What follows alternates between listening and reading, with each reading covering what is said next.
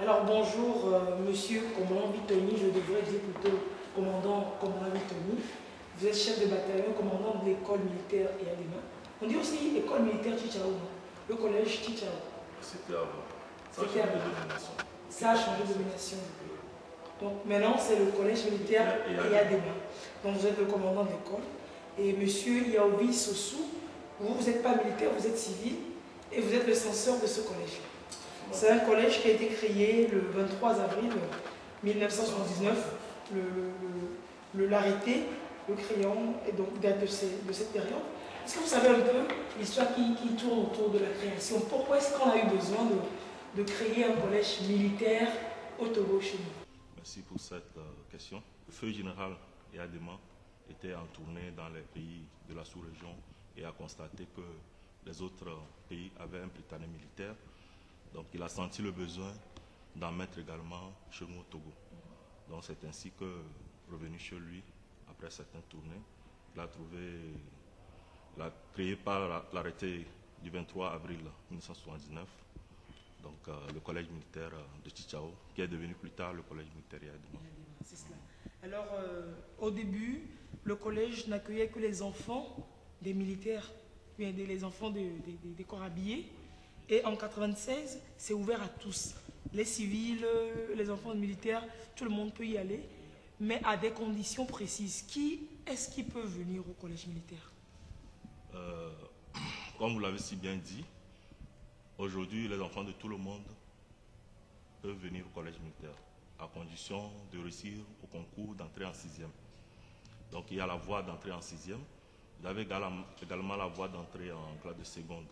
Donc pour entrer en 6e, actuellement cette année, il faudra avoir une moyenne au CPD qui équivaut à 16 de moyenne sur 20. Minimum. Pour être candidat au concours. Ça veut dire que ça équivaut à 112 points. Et au BPC, il faudra également avoir 16 de moyenne pour être candidat, pour que son dossier soit sélectionné. Voilà à peu près les deux conditions dans lesquelles on peut arriver au collège militaire. Donc, on travaille, vous pêchez la crème de la crème.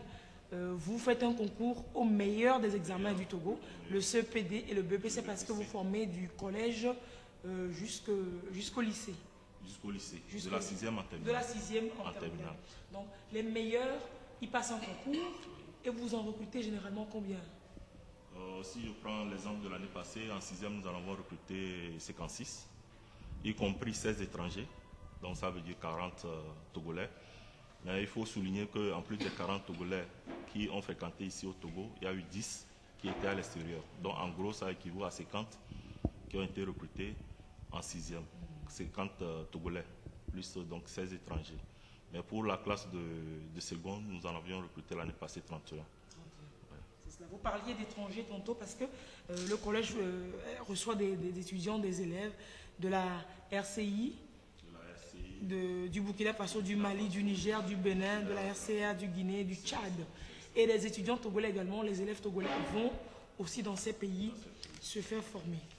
On peut, si on vous pose la question de savoir qu'est-ce qui justifie les bons résultats à l'école, on peut déjà se dire d'office que bon, vous sélectionnez parmi les meilleurs, c'est systématique que vous ayez de bons résultats. Je voudrais bien demander au censeur du collège, M. Sossou, les statistiques dans votre école. Nous, on le sait, hein, que c'est généralement des pourcentages extraordinaires. Cette année, vous frôlez les 100%. Cette année, au bac 2. Au CEPD, vous avez au BPC, vous avez 100% aussi. Qu'est-ce qui justifie ces bons résultats? Nos élèves, dès le départ, ont été sélectionnés. Mais au-delà de ça, je crois qu'il y a un encadrement efficace. Et les enseignants ne sont pas sortis des écoles, d'autres écoles que les autres enseignants dans les établissements. C'est toujours l'université de Lomé. C'est toujours le même enseignant. Justement. Donc il n'y a pas une qualité extraordinaire de la part, justement.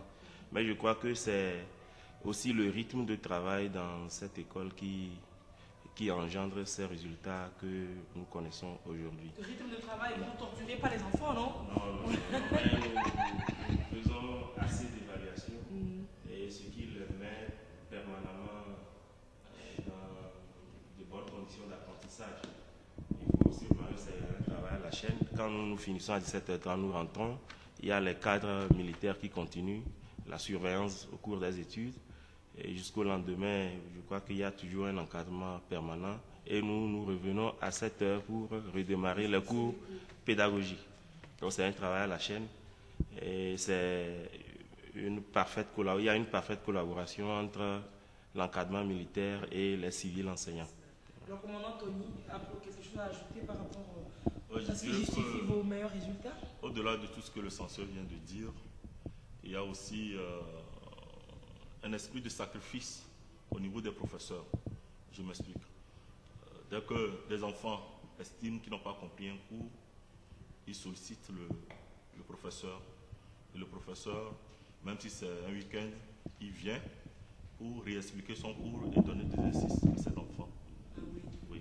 Donc, quel que soit le moment, pour que les élèves expriment le besoin, le professeur vient. Et le professeur le fait gratuitement. C'est pourquoi je parle d'esprit de sacrifice. De la même façon, quand le professeur estime qu'il doit prendre de l'avance dans certains cours, il programme son cours, même ça peut être en dehors des heures de cours normales. Donc, il vient et puis il fait son cours. Donc, ce qui fait que nous prenons toujours de l'avance et beaucoup d'exercices, 2 devoirs par semaine. Ça permet de mettre les enfants toujours au bon niveau. Au bon niveau comme cela. Alors, si je reviens un peu aux conditions d'admission dans l'école, être déjà meilleur aux différents examens dont on a parlé, passer le concours. Le concours, il se passe en vacances, non?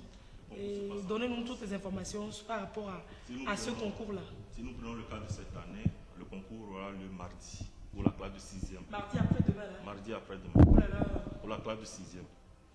Et donc les enfants désireux, ils ont déjà déposé le dossier. Mais pour ce qui concerne l'entrée en seconde, le dépôt de dossier va jusqu'au 31 juillet. Donc il y a encore du temps pour que ceux qui le désirent puissent le faire. Au BPC pour la sélection des dossiers. Alors, où est-ce que les dossiers se déposent pour ce concours? On peut déposer partout au Togo, hein? Partout au Togo, de Dapron jusqu'à... Comment on fait? Il suffit d'aller dans une brigade de gendarmerie, vous sollicitez la fiche d'inscription pour votre enfant, et puis on vous donne une fiche que vous remplissez avec des dossiers bien sûr à fournir, la nationalité, la naissance, etc. Et puis vous faites le dépôt. Ça c'est pour le dépôt. Et on paie pour faire le dépôt, ça coûte cher? Non, pas du tout. Pour la classe de 6e par exemple, ça fait que 5 000. Et puisque la classe de 6e c'est passé déjà, ouais, pour le lycée c'est combien on paie? C'est la même chose, 5 000. Donc dans toutes les brigades de gendarmerie, on peut trouver des informations à avoir par rapport à l'inscription pour le concours au collège militaire et à Dema. Le concours pour l'entrée en 6e est passé. Ça a lieu mardi, vous avez dit. Ça a lieu mardi, mais on ne peut plus déposer les dossiers. Mais pour le lycée, c'est toujours possible. Ça court jusqu'au 31 juillet prochain. Alors, comment ça se fait? Vous accueillez les enfants pour toute l'année scolaire? Ou alors, si un enfant réussit à la base, vous le prenez du 6e, c'est jusqu'en terminale, c'est garanti si les résultats suivent. En seconde aussi, c'est garanti jusqu'en terminale si les résultats suivent. Comment ça se fait? C'est un internat, les enfants sont là, ils payent combien? Comment ça se fait? C'est un internat.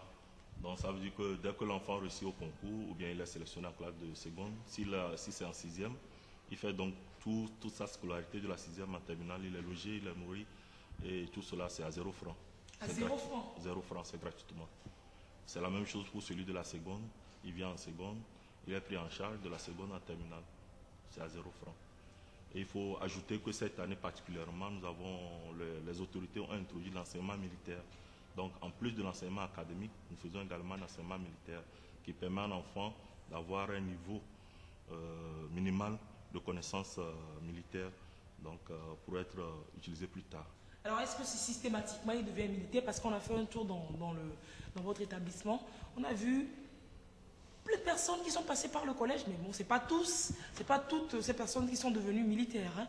Il y a de nombreuses personnes dans la vie civile. On ne devient pas systématiquement militaire parce qu'on est passé par le collège militaire et il y a des mains. Non, pas du tout. Ce n'est pas systématique. Dès que vous avez votre bac, vous avez l'opportunité de rentrer dans l'armée. Ceci se faisait jusqu'en 1996, où systématiquement vous avez votre bac, vous pouvez aller à l'état-major et puis s'il y a un engagement avec les FAT. Mais à partir de 1996, il y a eu une petite interruption, mais ceci a été déjà repris l'année passée. puisque aujourd'hui nous avons nos enfants qui sont à l'IAI, qui sont au CIC, qui sont à l'INSEE à l'université et qui ont signé un engagement avec les FAT. Et donc les FAT prennent en charge cette formation post-bac. Post-bac. Donc ils sont pris en charge. Et maintenant celui qui ne veut pas faire, qui veut faire autre chose que l'armée, il est libre de s'engager là où il veut. Okay. Voilà. Donc tout le monde peut passer au collège militaire pour peu qu'on soit les meilleurs. Qu'on soit les meilleurs.